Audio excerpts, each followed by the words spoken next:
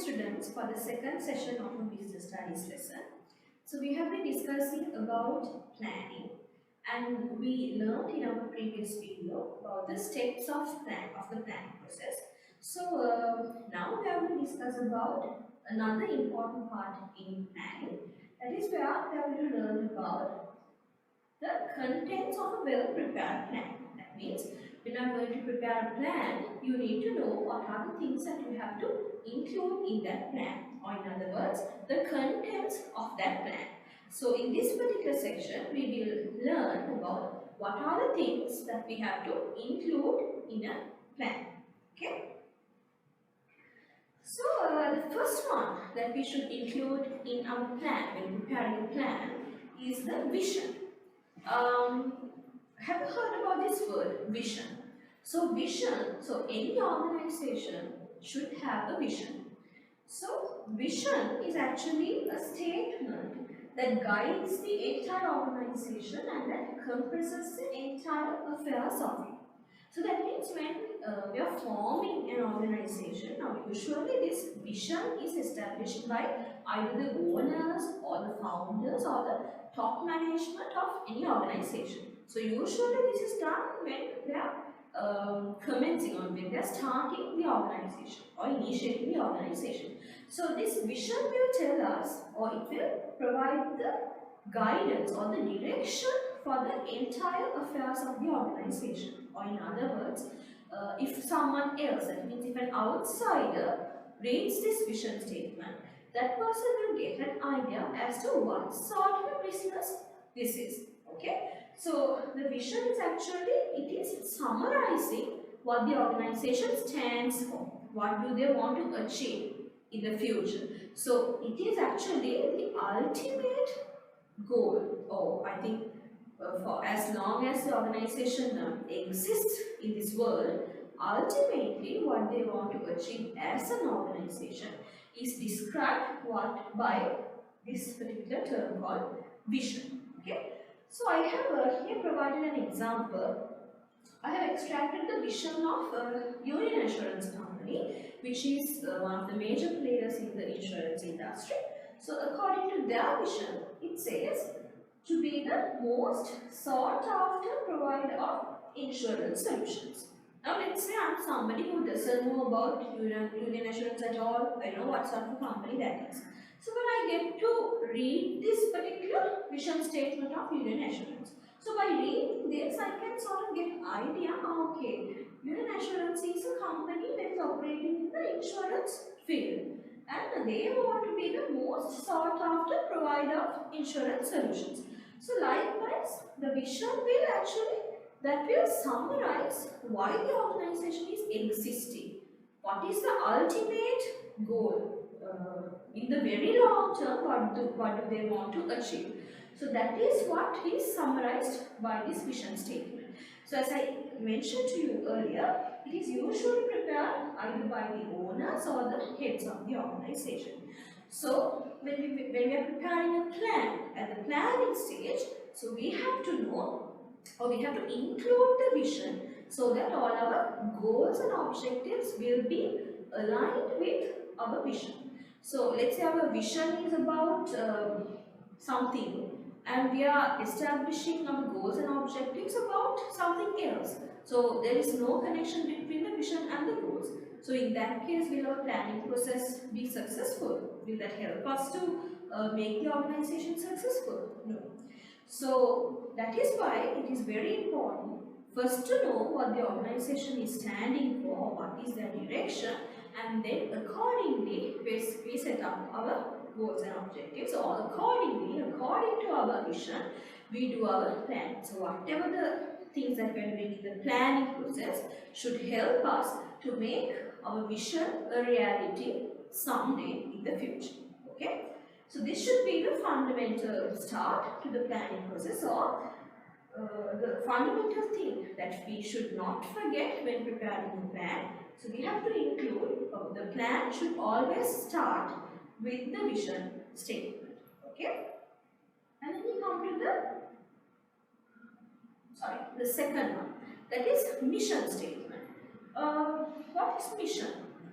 So, vision is actually a statement that explains the vision further.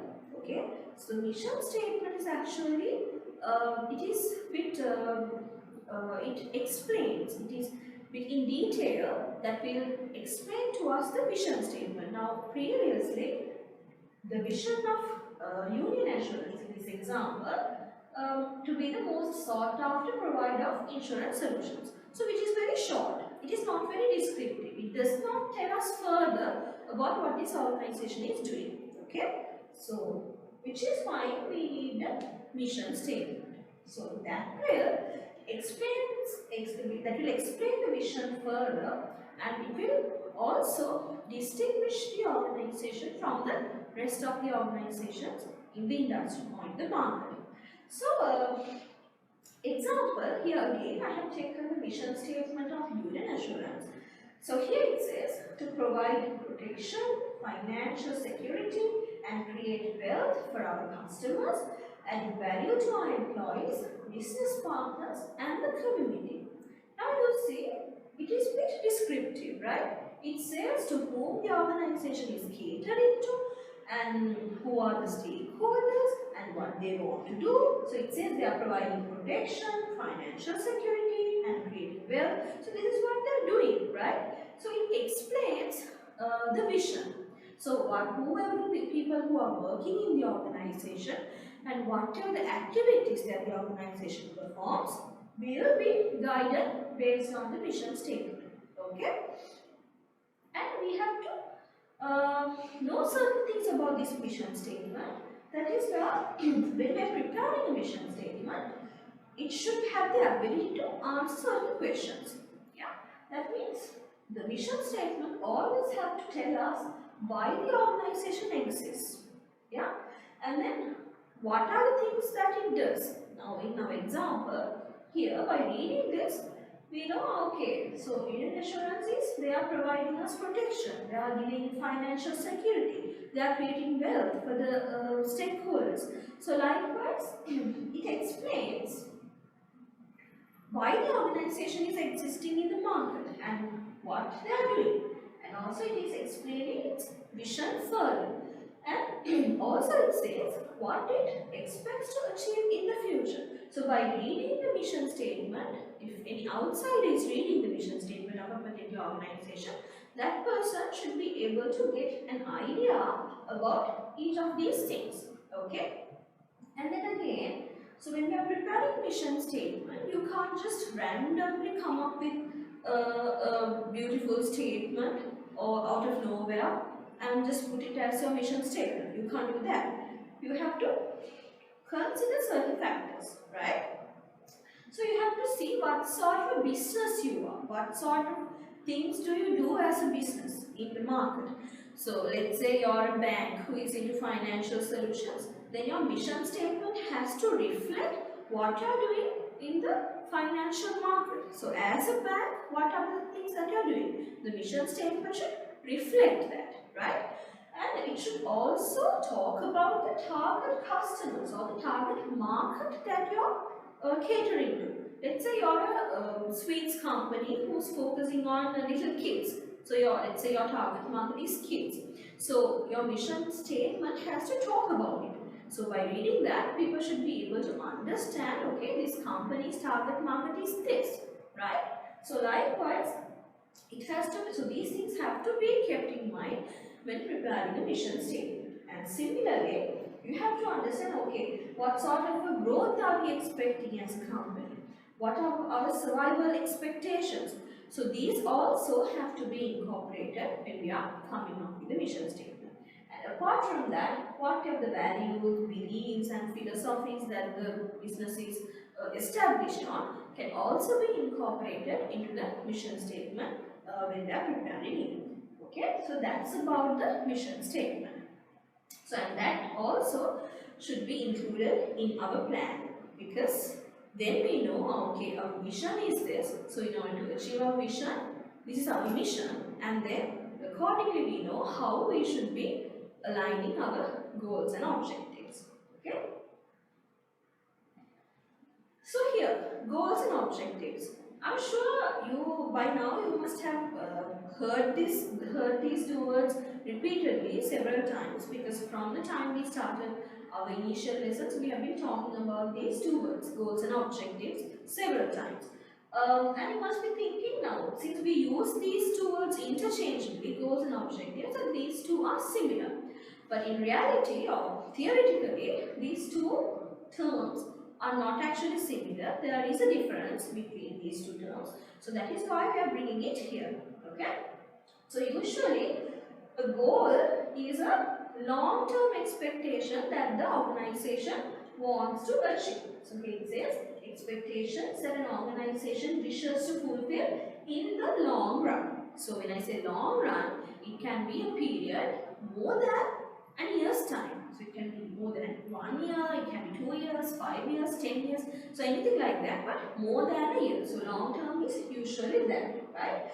So what the business wants to do in the long run is known as a goal. Now for an example, increasing the market share by 10% by the end of 2 years, or maybe becoming a market leader in 5 years time. So something like that. So that is the goal. So always when you are setting the goals, you have to make sure that the goals are helping us to achieve or helping us to make the vision and the mission a reality. So vision and mission are, those are something else, and if the goals are not supporting that, if the goals are contradicting with the vision and the mission, then it will not help us to make the planning process successful, or it will not help the organization to succeed in the future. So always these things have to be aligned, and these things have to be clearly indicated in a plan. So if you are having a well-prepared plan, that well-prepared plan should include all these factors very clearly, so that anybody who reads the plan, anybody who goes through the plan, knows about the organization in and out. And then objectives. Okay, so goals are long-term expectations. Then what are objectives? Objectives are short-term expectations of the organization. So short-term means always less than a year's time, right? So it can be something that the organization wants to achieve in 3 months time, 6 months time, or 1 month's time. So anyway, what is short-term is known as an objective. So objectives are always quantitative measures, and it has to meet the SMART classification. So when you say SMART, objectives have to be SMART. What do you mean by that? So this SMART has a meaning, okay? We have meanings for every letter in this word. So we'll go with the first one. SMART, it begins with S. So S means specific. That means the objective have to tell us specifically what they want to achieve, because it's something short term, and then you can't be vague saying we want to achieve this also, we want to achieve that also. While being the market leader, we want to reach this level also. So likewise, like it's difficult to achieve so many things in the short run. So one thing at a time. So that is why the objectives have to be specific. So when you are setting the objective, clearly state, specifically say what you want to achieve. So be specific, right? And then measurable. That means the objective has to be able to be measured using some sort of a monetary term, right? That means, let's say, okay, we want to achieve market share by 5% or increase the production capacity by 10,000 units. So those are numerical terms using which we can measure something. So it's measurable. So if it is not measurable, it's difficult to achieve in the short run. Okay. So which is why measurability has to be there when setting an objective. And next one, achievable or action based. So since we are focusing on our short term, it has to be achievable. We should be able to achieve that during the specified short period of time. So let's say our objective, we are setting that for 3 months, but we have something that we cannot achieve within 3 months. It is taking us a long time. So then that means that is not helping us, right? So always it has to be achievable or action based. And then most important thing, it has to be realistic or rational. That means we have to know what our capabilities are, what our strengths are. So are we really in a position, or do we really have the capacity to achieve that particular objective? So you have to know your strengths, know your weaknesses, and then come up with something realistic, or maybe come up with something practical, in other words. Okay, so that it will become a possible objective for us to achieve. And then lastly, it says time bounded. So always you have to specify in terms of time, how much time are we going to allocate to achieve this objective. So anyway, this can't be a long time, like 2 years or 5 years, because objective always has to be a short term thing. So maybe specify it within 6 months, this is what we are going to achieve, or within 2 months, this is what we are going to achieve. So time bounded means that. So when setting objectives, you have to always follow the SMART classification, and by following the SMART classification, it will be a successful objective, and that has to be incorporated into the plan that we are preparing. Yes. Next one, policies. So a policy is an index that guides the way of conducting activities when achieving the established goals and objectives. So it will tell us how we should be conducting activities. So that has to be included in the plan, because whoever who's following the plan should know how they should be doing the activity, so that it helps them to successfully achieve the goals and objectives. So specify the policies that are followed by the organization. Now every organization, they have policies that are unique to them, right? So when achieving the goals and objectives, or in our planning process, it is important that all the people who are working towards it follow these policies, right? So include that also in the plan. And then strategies. I'm sure by now you might be having a very good idea about the strategy, because we have come across these words several times, and I have explained the meaning of this word several times. So here also simply I will explain. Strategy means what should be done to achieve our goals and objectives. So not only our goals and objectives, it also expands to what should be done to achieve the mission, vision, goals and objectives. So whatever our expectations, we know what we want to achieve. Strategy will tell us what should be done, or how to achieve those expectations. So in the plan, if it's a well prepared plan, it should specify, or the plan should tell us how we are going to achieve the set goals, objectives, vision and the mission. And then the procedures, right? So this is the set of steps established to follow for the fulfillment of a certain task, right? So a procedure or a process that will have several steps or several activities that we need to do to perform a certain task.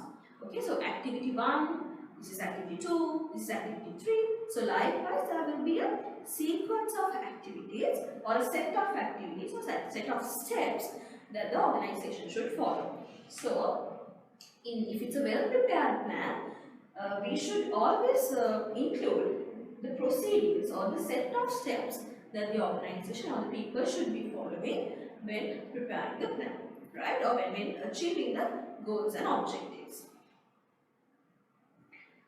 So we have the rules after that. So I think as students, you must be well aware of rules, because when you come to school, you always have school rules and regulations. So what are these rules actually? Rules explain the things to be done and not to be done. So simply the do's and don'ts, what you should be doing and what you should not be doing. So as students also, in school, when you come to school, you have certain do's and you have certain don'ts, right? So accordingly, so as students, you have to strictly follow these things, right? So similarly, every organization will also have some of the do's and don'ts. So it is important that people know these things, because it will impact the entire planning process. So when they are deciding on the planning process, they have to know, okay, what are the things that we should be doing and what are the things that we should avoid doing. Okay, so through that, it will help the employees to do their tasks in a better way. Okay, so it is important that we include the rules also in our plan. And then we have the program. That is what explains the what resources are required for a specific task and the way of employing them. Okay, so the program will tell us what are the resources that we need to achieve our goals and objectives, and how are we going to use those resources. So simply it's that. And the last one, or the last thing that we should be including in a plan is the projects, right? So a project is a task with a specific beginning and an end, prepared for solving a specific problem in an exclusive manner. So, for an example, now we know in our school we have our primary building project. So this is a project. Why? Because it has a specific beginning and an end. We know, okay, this is going to start like this, and if when this ends, we are going to consider it as done. So it is prepared for solving a specific problem. So what is this problem? Is we don't have a separate section for the primary children. So in order to solve that issue, we are going to implement this project of where we are going to set up a separate building for the primary division. So we are addressing a specific problem in exclusive manner, right? So that is an example that I gave you for a project. So what are the projects also you have to include in a plan. So those are the factors that should be included in a well prepared plan. And so far we have been discussing about planning and plan. So I'm sure you have heard these two words, planning and plan, several times, and you might also be thinking that these two words are similar, but it's not the case. Planning and plan are two different things. That means it has two meanings. So now let's see what is the difference between these two words. So planning, you know, we learn this as the first managerial function. So initially we learn that management is a process, whereas it has four managerial functions, and out of those managerial functions, planning is the first function. So accordingly, it is a planning means a managerial function. And again, today we learn that planning is a process, right? So planning is a managerial function and it is a process.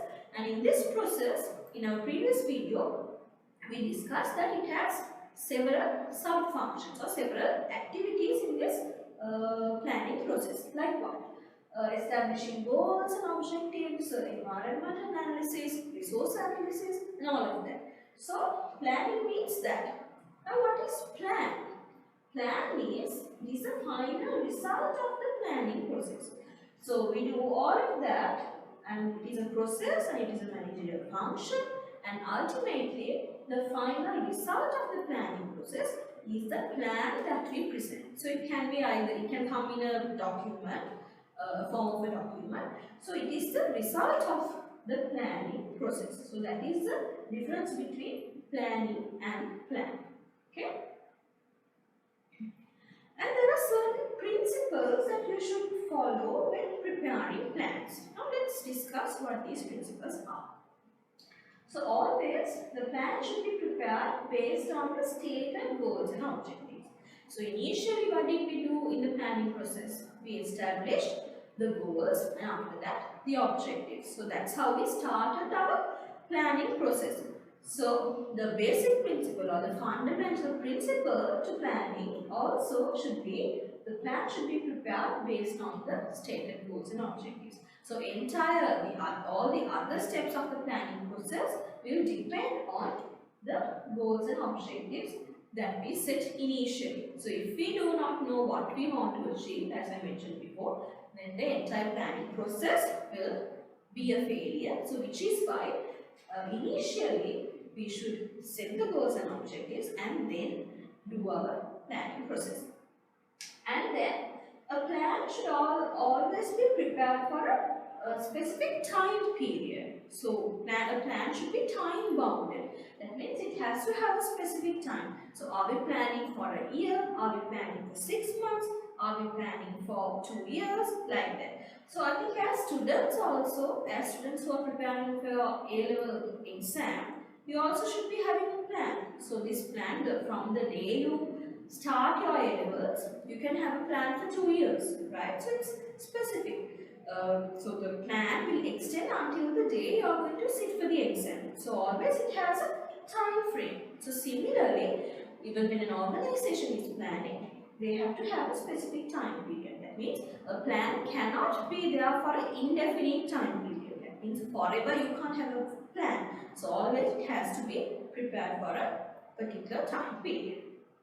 And then the most important thing, when preparing a plan, it has to be practical. That means in reality, in realistic terms, you should be able to achieve whatever you are planning. So for that, you have to know what your strengths are, you have to know what your weaknesses are, and you have to know where you are standing currently, and you have to do an in-depth analysis and compare and benchmark with your competitors and understand what your situation is, and then come up with something practical or come up with something realistic that you will be able to achieve in practical senses. Okay? And then the plan should always be flexible. So that means if something happens in the external environment, we should have the ability to change the plan or to adjust the plan accordingly. So whatever the plan that we have prepared, if we cannot change it according to whatever the changes that are happening in the environment, so then it is lacking the flexibility. So if a plan is not flexible, then it will not be a successful plan. Okay, so always you have to remember that we should be able to change it whenever and wherever required. And then when preparing a plan, it should be easy to understand by employees of every level. Now sometimes plans will be prepared by the top management, the CEOs, the chairmen and those top management people. But it's okay that they prepare it, but employees of every level, even the first level managers, should be able to understand. Even the even the people who are working at the lower levels should be able to understand what this organization is going to do, and they should be able to understand what they should do as their part. Okay, so that means it has to be simple and comprehensible. Right? The comprehension should be high in the plan. And then most important thing, priority. That means the plan should be prepared prior to the other managerial functions. So we know now in the managerial functions, planning is the first. Planning is the first managerial function. After that only organizing, leading, and controlling comes. So, which is why we have to say that planning should be done prior to all the other functions. So, organizing, leading, and controlling cannot be done without having a plan or without being in the planning stage. Okay. And then when preparing plans, it is important that you get the participation and the commitment of the managers of every level. Okay. So because if we do that only, all the people in the organization will be motivated and they will know what the organization is doing, and they will also know that as employees we also have a part to do to the organization, and it is our responsibility, and they will be committed to achieve the goals and objectives. So these are certain principles that the organization has to remember, or they have to keep in mind when preparing a plan. Okay? And then we come to the last part. That is where we talk about the limitations associated with planning. Now you know planning has so many advantages, but when it comes to planning practically, there can be certain problems or certain issues or limitations. Okay? So as managers, they also have to be aware about what sort of limitations can come across when we are planning, so that they can get ready for that and face those problems successfully. So the first one is preparing plans based on past trends and existing data. So always a plan has to be prepared based on the future. A plan is about future. So always it is important to know what is happening in the future, what could be the what could be the possible trends, the potential things that can happen in the future. So likewise, you have to know what would happen in the future, or you have to estimate what would happen in the future. Then only you will be able to face the challenges. So if we are always depending on the past trends and existing data, that will not help us to do planning in a successful manner. But if we do not have any data, it is okay to just look back at past trends and past data, but we should not be relying on the past always, but rather we should rely on the future and think about the future when preparing plans. And then another problem that could come across when planning is preparing plans beyond the ability and capacity. So that means without knowing the strengths of the organization, without knowing the capabilities of the organization, if we come up with very unrealistic plans, it's not going to be successful. So which can become another issue in planning. And then if we do not get the involvement of the employees of all levels, then again it is difficult to implement successful planning. So it is true that plans will be prepared by at the higher management levels, but in order to implement that, you have to get the support of employees of all levels.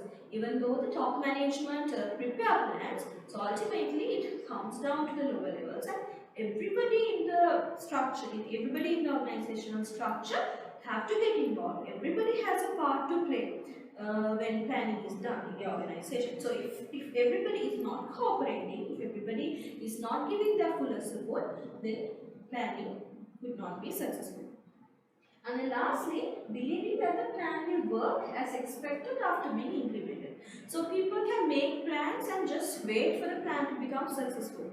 It will not happen, because you have to always follow up, you have to check with people who's implementing things, you have to go and talk to them, are they facing any problems, are there any deviations. So that is why doing regular reviews, getting feedback, controlling, all of that becomes important. So if we don't do that, and if we just after preparing the plans, if we just wait and watch for the plans to become successful, it will not be successful. So we have to always do reviews, go behind people and ensure that whatever we have planned is actually being implemented and everything is becoming successful. So that is when we can ensure that the organization will reach the expected goals and objectives. So that's about planning. So I think in this session we kind of got a in-depth understanding about how planning is done and what are the steps of the planning process and how should a plan be prepared and what are the factors that we have to consider in planning. So likewise, I think we got a very in-depth idea. So I'm sure you are aware of that, of the first managerial function, which is planning. So I will be meeting you all again with another YouTube session where we will discuss about the rest of the managerial functions. So I will see you all there. Thank you very much for joining.